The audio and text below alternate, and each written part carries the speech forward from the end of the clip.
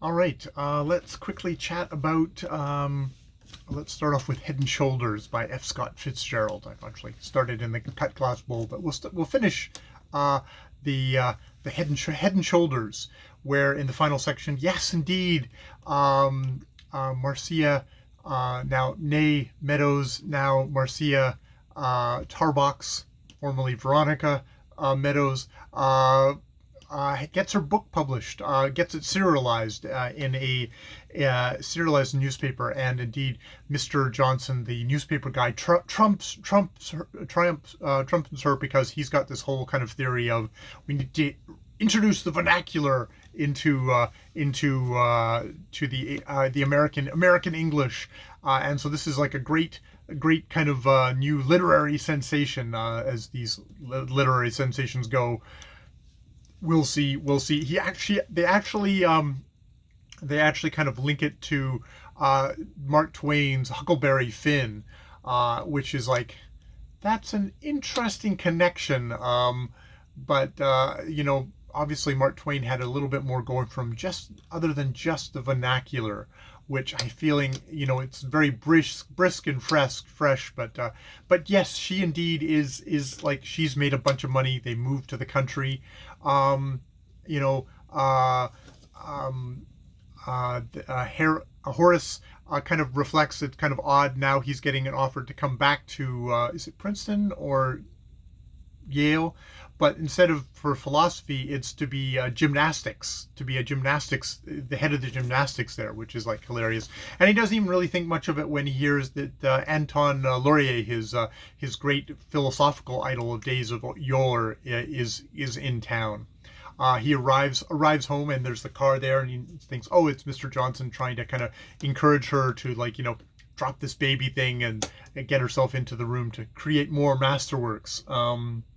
And it indeed is Mr. Johnson, but they've also got they've got an admirer, and it turns out the admirer is Anton Laurier, this Frenchman who is like quite like, oh wow, I'm getting to meet this new sensation, Marcia Tarbox, the great author, which is kind of hilarious kind of reversal there. And it gets even more reversal like because he says like, oh, I've read about you in the newspaper, or I read about you, and he holds out like a magazine, and he starts reading the magazine, and indeed it's like, yes, he's the husband, he is Mrs.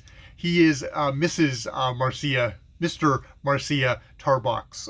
He delights children with his acrobatics and stuff like that. And he said the newspaper misreports. Oh, and they even have special endearments for each other, head and shoulders, where obviously Marcia as the author must be the head, while he with the great kind of acrobatics must be the shoulders, which is like, oh boy. And they also go into the thing of calling her a prodigy, which was a great kind of thing. I don't know if I mentioned it in earlier ones. It was one of the things he has kind of he had a great bitterness about, was his childhood was basically robbed from him because they decided he was a prodigy and thus pushed him and all this sort of stuff. And strangely, at the very end, it's funny. It's good talking about it.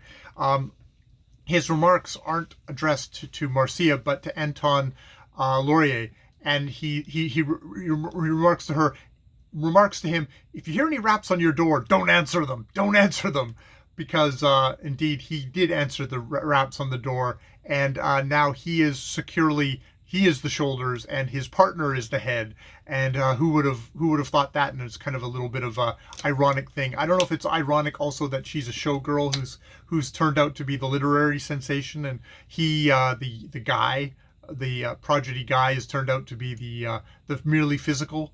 Yeah, it's kind of a funny, I guess, semi-funny, amusing trick ending of like, don't answer the door. It's like, well, do you regret that? It seems like a kind of a bit for a cheap laugh, because I mean, I think he's very happy where he is in a lot of ways. So I don't know if this is just Fitzgerald kind of like, oh, I gotta wrap up the ending, have a snappy ending there, or if he's just pissed off about the whole, oh, someone else I love has become the prodigy. That sucks for them, sucks for poor Marcia. So yeah, that is Head and Shoulders by F. Scott Fitzgerald. No horrible racism and not too horrible sexism in this one. Hooray! I kind of enjoyed that up until the end. I don't know about, yeah, I don't know how I feel about that. Don't answer the raps on the door, because it's like, I think he would answer the raps on the door, and I think it's a good advice for anyone. Answer those knocks. Yeah, wherever it may lead. All right, more videos later.